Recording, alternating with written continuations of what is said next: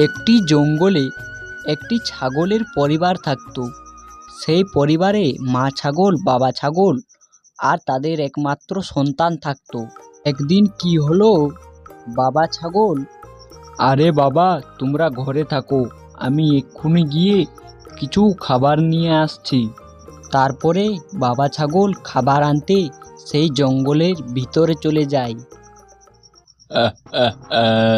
এটা কি দেখছি, এটা তো একটি ছাগল। যাই, আজকে কোনো শিকার পাইনি, আজকে এটাকে খেয়েই পেট ভরাই।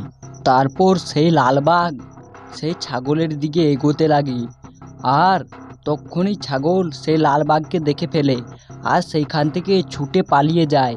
ছুটতে ছুটতে, ওরে বাবা, আজকে মনে হচ্ছে আমাকে লালবাঘ খেয়ে ফেলবে।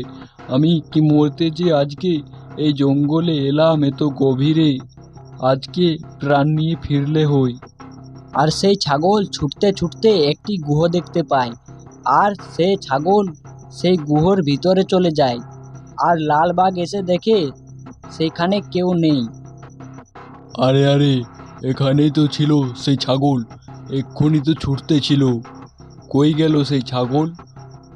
মনে হচ্ছে এইখান দিয়ে গিয়েছে, যাই এইখান দিয়ে খুঁজে দেখি একবার। সে বলে লালবাঘ সেই ছাগলকে খুঁজতে সেই রাস্তায় চলে যায়। আর এদিকে ছাগলের পরিবার, বাবা তুমি ঘরে থাকো, আমি এক্ষুনি গিয়ে তোমার বাবাকে একবার দেখে আসছি। জানি না তোমার বাবার এত সময় লাগছে কেন খাবার নিয়ে আসতে। ঠিক আছে মা, তুমি যাও। তারপরে মা ছাগল সেই বাবা ছাগলকে খুঁজতে চলে যায়। যা রাস্তা তো খুঁজলাম, কিন্তু কাউকেই তো পেলাম না। এইখানে আমার বেশিক্ষণ থাকা উচিত হবে না, আমি এখন বাড়িতে ফিরি।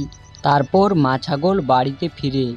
দুদিন কেটে যাওয়ার পর, দুদিন তো হয়ে গেল, মনে হয় তোর বাবাকে ওই লালবাঘ খেয়ে ফেলেছে। এর শাস্তি ওই লালবাঘকে আমি দেবই দেব।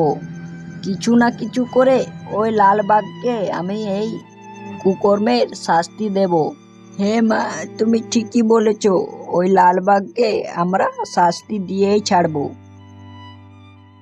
তারপর তারা দুজন একটি দারুণ বুদ্ধি ফাঁদে আর গ্রাম থেকে একটি শক্তপোক্ত খাঁচা নিয়ে আসে সেই বাঘকে ধরার জন্য।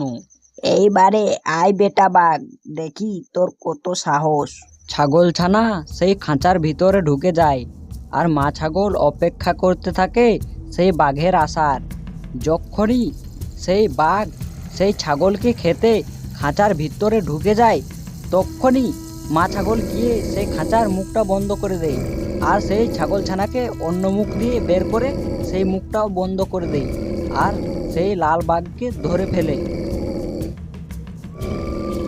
তখনই সেইখানে বাবা ছাগলও পৌঁছে যায়। তারপর তারা সবাই একসাথে সেইখানে সুখে বসবাস করতে থাকে।